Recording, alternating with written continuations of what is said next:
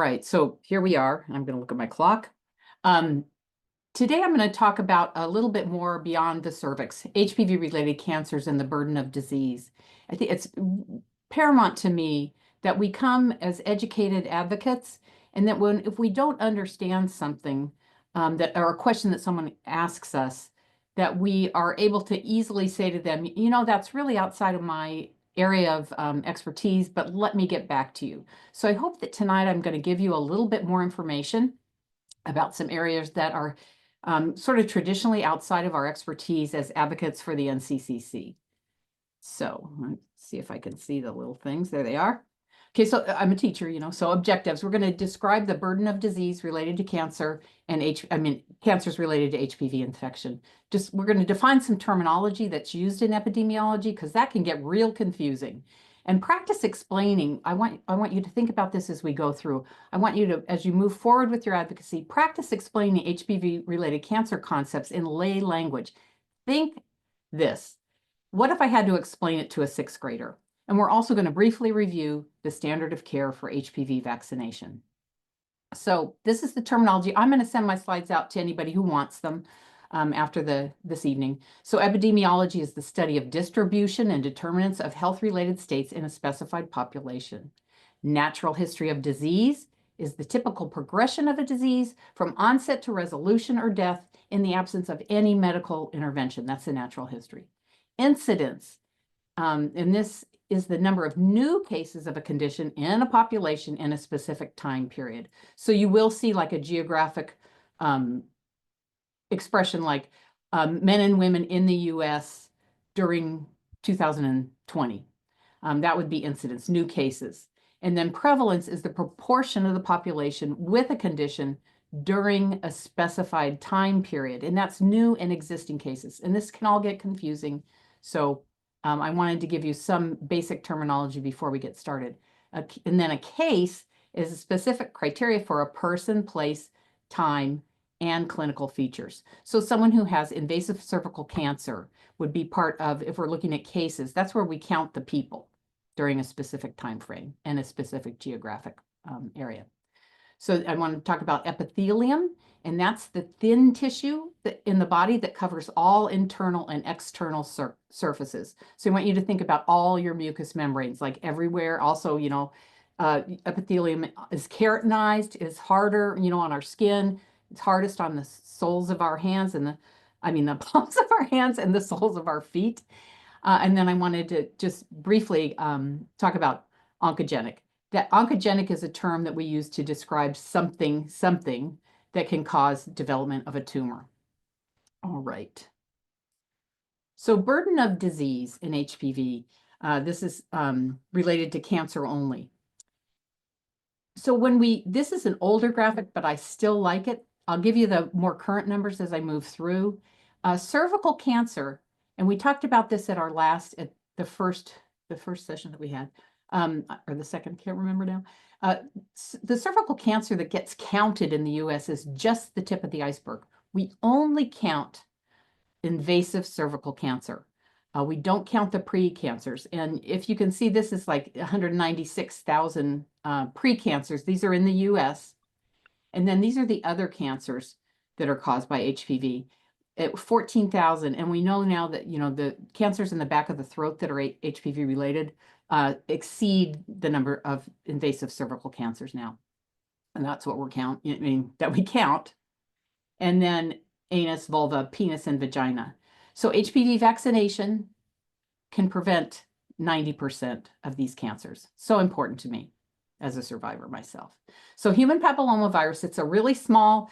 These slides came from a talk I did for the nurse practitioners in Arizona in 2023. So they are kind of sciencey, but you guys will get it after I go through the slides. So small DNA virus, highly communicable.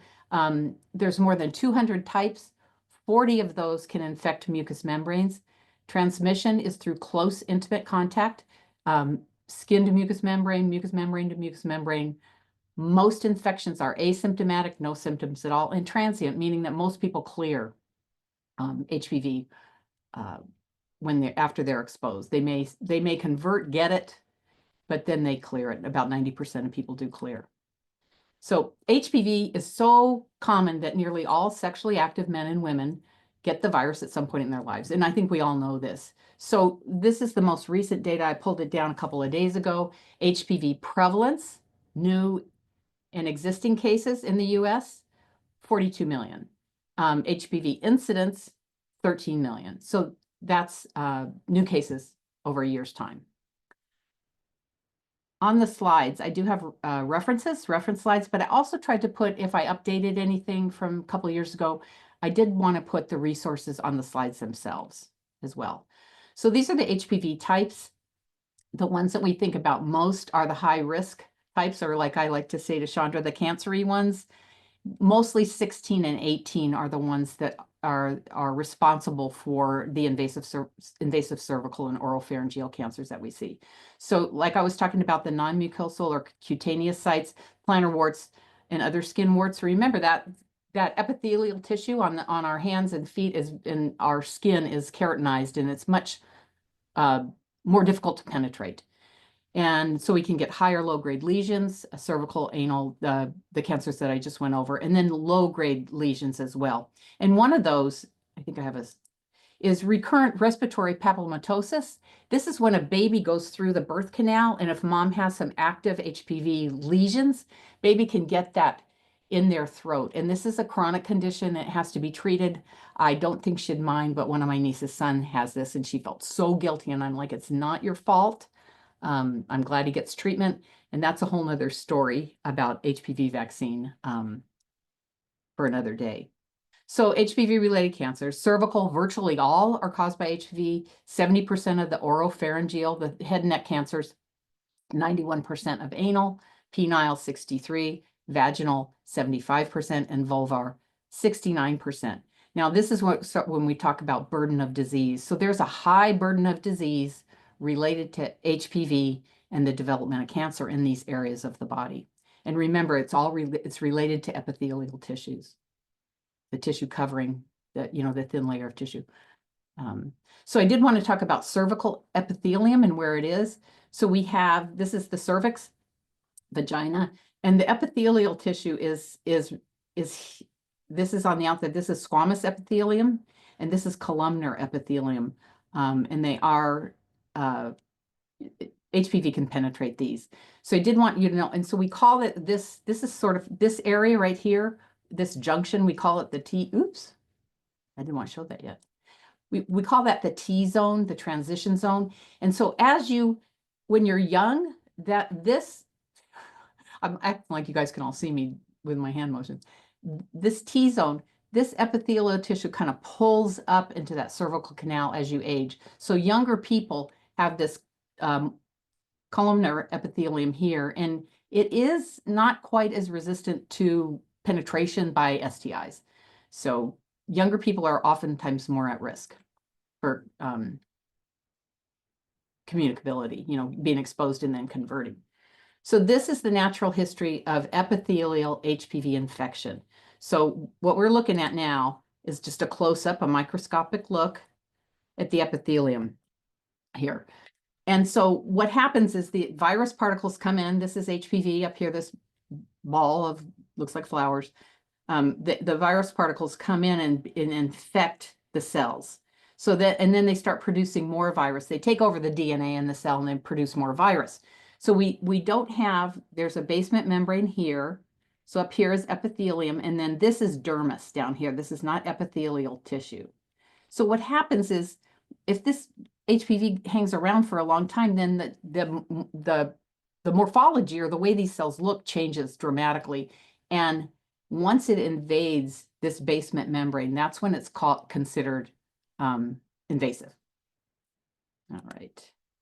Okay, so again, the natural history. So we know now, if it hangs around a long time, it can go down into that basement membrane. So we have normal vaginal tissue or epithelial tissue, and then you can get infected with HPV, and then you can clear it. But if it persists, then it can progress to precancers, and then it can regress back to clearance again. So you can progress to a precancer, but you can't go back and forth. And that's what the PAP testing and HPV testing is so important, that we get watched closely. But if it hangs around long enough, can turn into cancer, and that's when it's invasive, okay? So the precancers, I'll talk about that a little bit later too. I hope I don't forget. So risk factors, age at first intercourse, again, maybe related to that T-zone that I was talking about being more or less resistant to penetration of the viral particles. And then long-term birth control use, smoking, multiparity, multiple kids. The genotype 16 and 18, again, 16 and 18 are the ones that are the most probable to create a cancer. Okay, so I want to talk about oropharyngeal. So we looked at the epithelium in the cervix. Now let's look at that epithelium, or that thin layer of tissue that covers all of our mucous membranes. In tonsils, you get a crypt, which is like a deep valley. Oops. And we're not going to talk about this sciencey stuff. But again, it does the same thing. HPV gets in there and it hides from the immune system.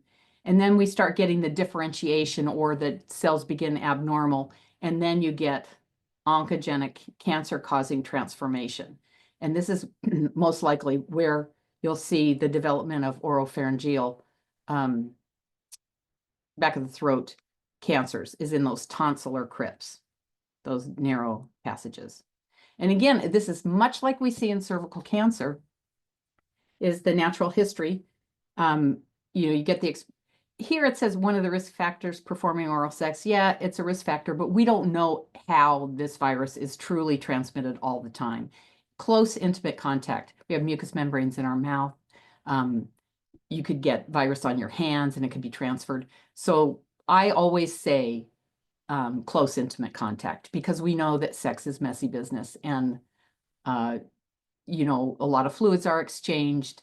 This is one of the things that kind of rubs me the wrong way when they always talk about oral sex. I think we need to talk about close, intimate, personal contact. Anyway, so some of the risk factors are male sex and being a smoker. Again, think about what that does to the epithelial tissues in your mouth when you smoke.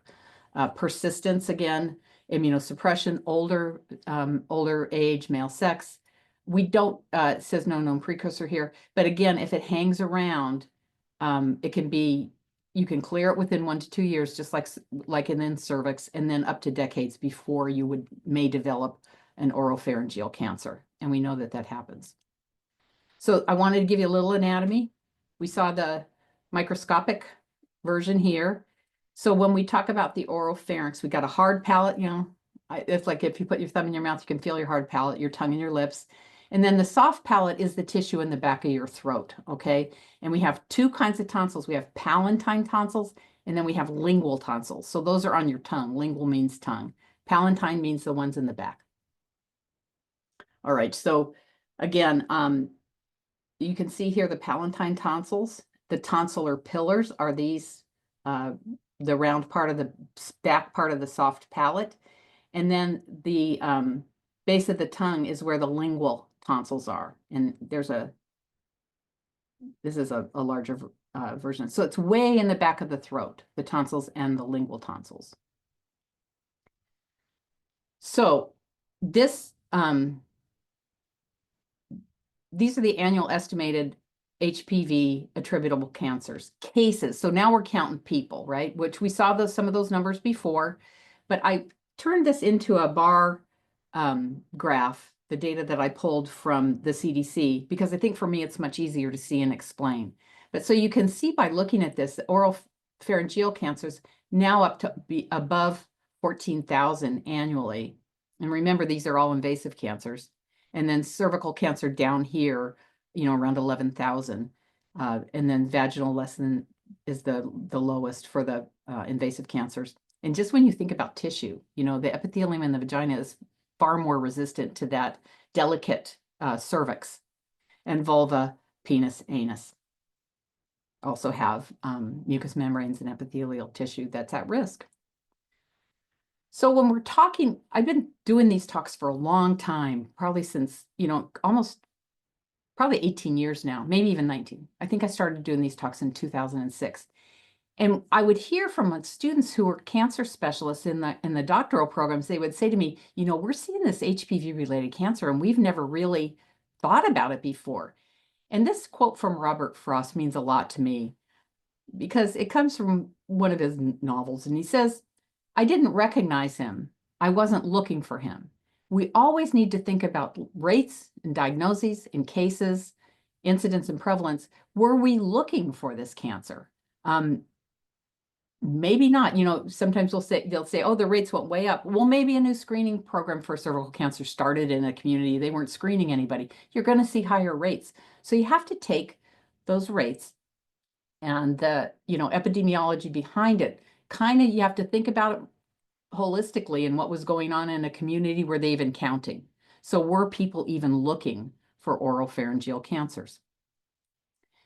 There's been a whole lot of work done in the dental community. And in order to prepare for this talk for the nurse practitioners a couple of years ago, I took the dental CE and I learned so much from it. And one of the things that came through those trainings that I did was a systematic review of 9 manuscripts. So systematic review is like the highest level of evidence. Case reports are way down here because those are just like a few people, but a systematic review means I looked at a whole bunch of literature. There were a whole bunch of people in it. And this one was really interesting to me because they looked at the types of HPV, the cumulative incidence, that there were 4.8% incidence in the populations they looked at over these 9 manuscripts. And the median time to clearance, they have information on that now from one of these the articles that are coming out, 6.5 to 18 months to clear. And that sounds familiar, doesn't it, to cervical cancer or the precancers. And then HPV-16 clearance was in about 43 to 83%, and the median time being 7 to 22 months. Now, we know with cervical cancer that, with HPV exposure, about 90% of people will clear it, and then 10% of people are at risk or do develop the CIN2-3 and the invasive cervical cancers. About 10% of people are on that path.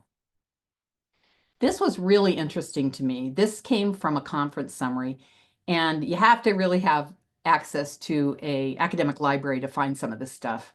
There was a conference that they looked at 1,000 cases worldwide. They saw differences in regional incidence. Remember, I said that, incidences, number of new cases for a specific population, specific region, specific time. There were increases in high-income countries. Now, what does that say to me? Maybe those people were getting diagnosed and treated. See, that's the way I think about when we gather data. Some of the hypotheses. Hypotheses are educated guesses. They haven't been tested yet, and we don't look at causality. We're looking at hypotheses based on clinical experience and maybe what's happening here, and then you move to the next step of the research. So changes in intimacy practices in birth cohorts from the 30s to the 50s. This one Chandra and I have talked about, decreases in tonsillectomy rates, which they've had observed rise in HPV oral cancer since the 1960s. Well, what was happening? All of the kids got their tonsils out. I mean, I kept my tonsils, but every other kid in my school was getting their tonsils out. And prior to my cohort, nearly everybody had a tonsillectomy. It was common practice.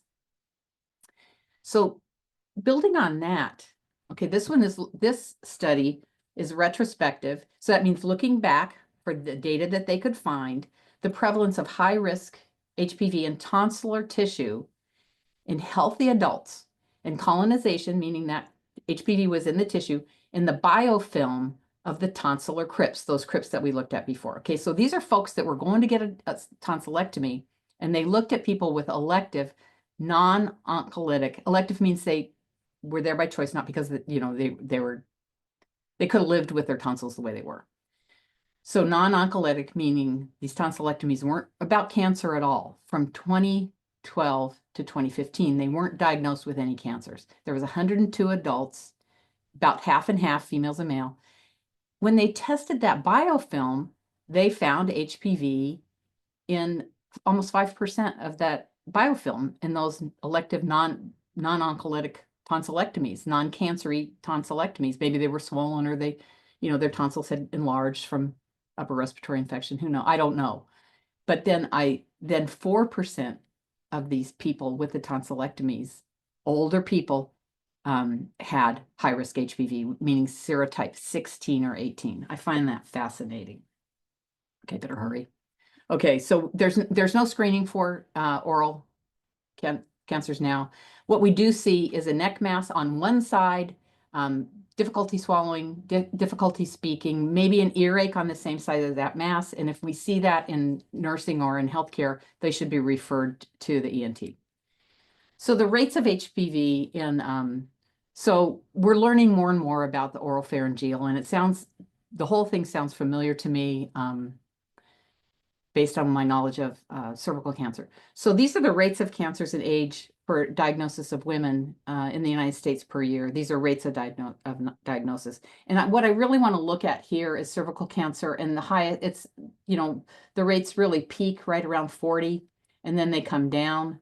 But what we do see is an increase in older women with vulvar cancer. So it's important to know that, if you're in healthcare profession, or if you're an older person who has had HPV in the past, or if you've had the CIN2, CIN3, you need to advocate for yourself to continue to be tested.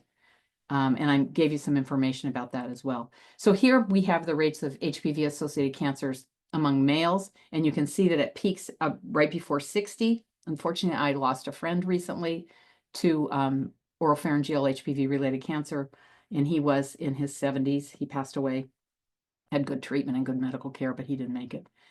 And then you can see that lower in the anus and the penis, but really that oropharyngeal cancers, those are really peaking in the older adult male. Okay, so the common ground here is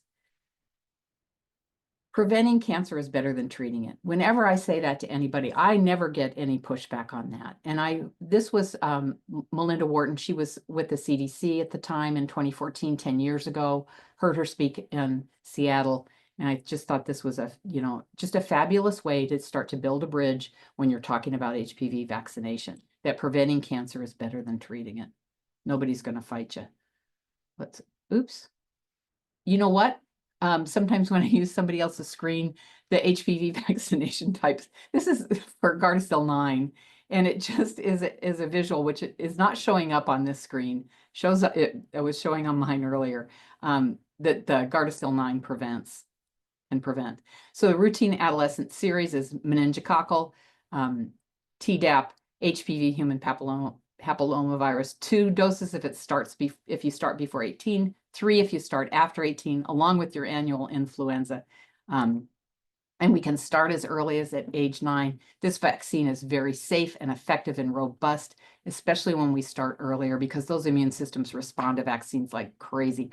As we get older, they're not so responsive. So that's why we like to get it in. We like to get it in before there's any of that close intimate contact, and they have plenty of antibodies on board. So adult HPV vaccination, if they're 15 to 26, 3 doses, and this is recommended routinely. 27 to 45, it's shared clinical decision-making. And what that really means is that you have to get it charted for your insurance so that your insurance will pay for that vaccine, because it is an expensive one. And so it's shared clinical decision-making, and we can talk about that another time too. None of my images are showing up here. But again, here's my favorite of all, the infographic from the CDC, just talking about cervical cancer, what you and I, all of us have been talking about, and unfortunately many of us in the room have had cervical cancer. Remember, it's just the invasive cancers. It's just the invasive cancers that are tracked. So the precancers really have a high burden of disease and do require management. And in order to, this was sent out to you guys. You all have a copy of it now. I also made this QR code that you can get a hold of it too if you just want to snap this on your screen right now. This came out in April of 2013. It is filled with information for providers. It's a great resource for all of you to have. There's a ton of terminology in there, and it explains all that confusing stuff. Is it ASCUS? Is it CIN? Is it this? Is it that? I know when I was directing a Title X clinic, our patients were so confused by the things that came back on their path reports. So this, I want that you guys to have this as a resource. And again, and what I want you to do is when you look at these resources or you think about my slides, how would you explain it to a sixth grader? I want you to think about one thing that you advocate for after this talk. And I want you to think about what you're saying. Are you using 3-syllable words? Do you need to explain any of the terminology? And could a sixth grade class understand you? Because that, I was a school nurse, so that's when we teach human growth and development. So I always think about my sixth graders. And I did give you some links for some oral cancer survivor stories. And then I just want to say thank you. This is a picture of me 6 months before my diagnosis in 1982. I was lucky. I was diagnosed early. I had a doctor that I trusted, a physician that I trusted. My surgery was minimal. I was able to afford having biopsies every 6 months till I was well into my 40s. And I had these 2 little guys before I was diagnosed. So that I was really, really fortunate. So just thank you for everything that you do. And this is the quote that I say to all nurses and that I work with and any healthcare providers, that when we miss an opportunity for HPV vaccine, we create an opportunity for cancer. And with that, here's some resources. So these are, I was a teacher. So I have quite a few of my references here. And with that, I'm going to go ahead and stop sharing my screen. And just thank you for listening.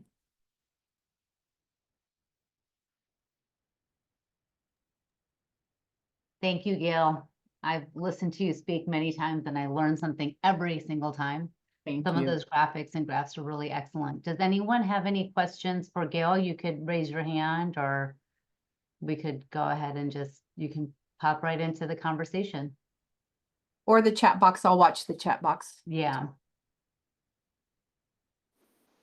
Me. Hi, Denise. Hi. Great job, Gail. Thank you so much. Oh, thank you, Denise. Only because this is being recorded. You're going to have to speak up a little bit, Denise. Okay, only because this is being recorded. For the HPV vaccine, you do have on your slide that if they get it before 15, then it's 2 doses, but you actually said if they get it before 18. So if you want to just... Oh, I did say 18? Yes. I thought I said 15.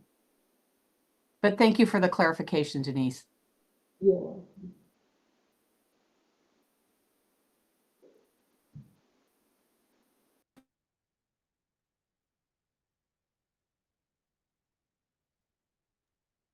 Anyone else? All right, Gail. Wait. Yep. Go ahead. I asked it in the chat, but we missed it. So why are we seeing so much head and neck cancer in men over women? Well, that is and if there's somebody else that's their area of expertise, I did take some CE on that, and their immune systems are different than ours too, and they respond differently. And I wish I could, it was like, I can see the doctor, the physician that provided that information, but there is biological reason. Yeah, I would say yes. This is Tracy. That's what I have been educated to say too, but certainly not as articulate as I would like to be. And among friends and colleagues here, I grew up in a generation where it was very pink or blue conversations when we talk about gender, etc. So having a pink or blue conversation here, there's a biological anomaly, if you will, that men do not. I don't know if you call it shedding or not, but they don't shed the same way. So anywho, hope that is a trail to maybe chase there. But thanks, also, Gail, for helping with that. Yeah. My colleague at Merck, it was a Merck sponsored event, and I can ask them. I will call them then. I've been to more than one HPV conference, and I'm going to the one in April if anybody ever wants to know about it. But I've never heard a very good explanation as to what's going on. And why are rates rising at the rate that they're rising? Well, we're looking for them too. Well, if you find them later, you're still finding them. Well, correct. Yeah. I mean, it's like I said, however many years ago it was, 2006 when I started these. the nurses, the nurses, the oncology nurses in the programs at ASU said they were just beginning to see this come up. But I think they were not always testing the tissues. Who knows for HPV? You have to test for HPV to find it. But yeah, so I know we're over now for my time. So That was great. Thank you. thank you.